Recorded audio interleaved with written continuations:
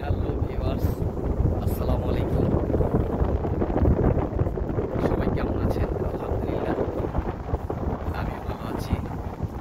আমার ব্লগ আজকে আপনাদের জন্য নতুন আরেকটি ভিডিও নিয়ে এসছে।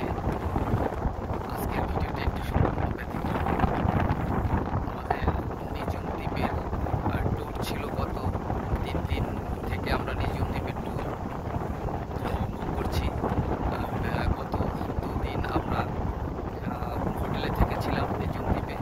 সেখান থেকে আমরা বিভিন্ন বিভিন্ন আমরা গিয়েছি, স্পটে গিয়েছি।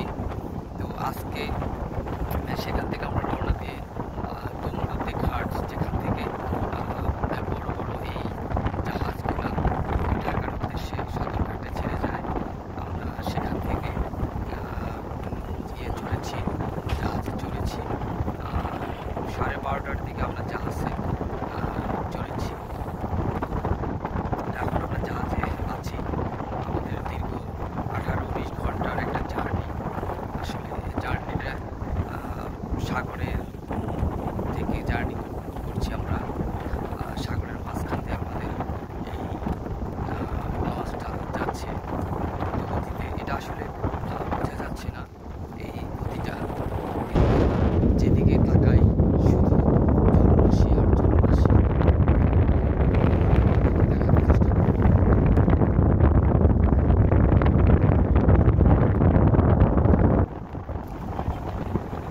আমি যেখান থেকে ভিডিওটা করছি এটা লঞ্চের 2য় তলা, সর্বশেষ তলা। এটা একেবারে সামনে চলে এসেছি আমি 2য় তলায়।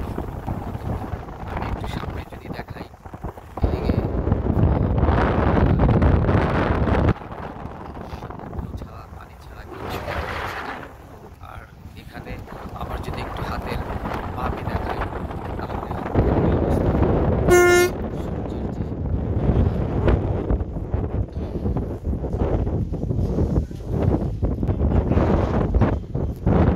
সূর্যের জলরাশি বিশাল একটা, যতদূর চোখ যায় শুধু পানি আর পানি।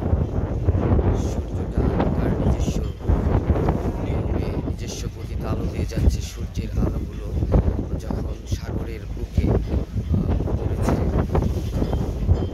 পানিগুলো যেমন চিকচিক করছে। আসলে এটা অন্যরকম একটা অনুভূতি।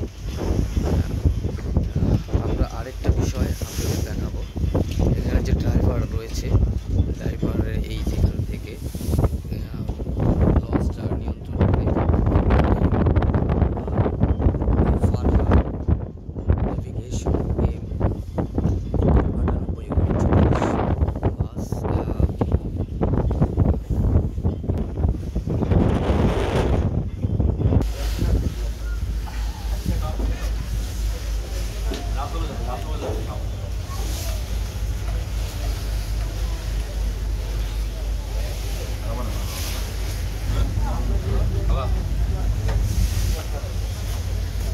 হ্যালো, এই যে মম, কেমন আছো তুমি মম?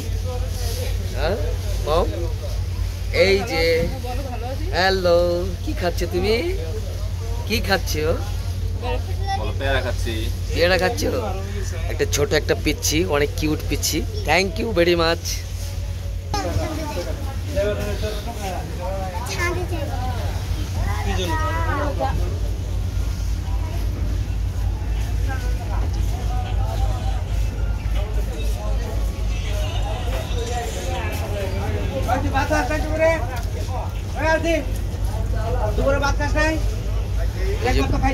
বন্ধুরা সবাই মিলে এই যে খাচ্ছে, চানাচুর খাচ্ছে। বন্ধুরা সবাই মিলে সময়টা পাস করতেছে। আমাদের বন্ধু লেলিন। বন্ধু কেমন লাগছে তোমার? খুব মজা মজা লাগছে না? সারা জীবন তাই? আচ্ছা, এই যে আমাদের বন্ধু মামুন, তুমি তো চানাচুর না খেয়ে মিস করতেছো। এই যে আমাদের বন্ধু আলী। আজিমকে দেখাও।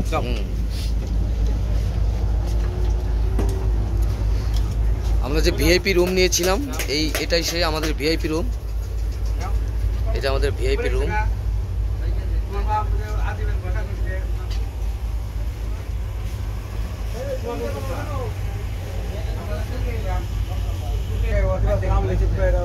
এই যে আমাদের বন্ধু আজিম, এই যে বন্ধু আজাদ, জানাতে সবাই ব্যস্ত। আমাদের এই যে কিউট বন্ধু চানাচুর খাচ্ছে। আমি আস্তে আস্তে আপনাদেরকে দেখানোর চেষ্টা করছি, ডেকের পিছনের সাইডটা আসলে দেখাতে চেষ্টা করছি।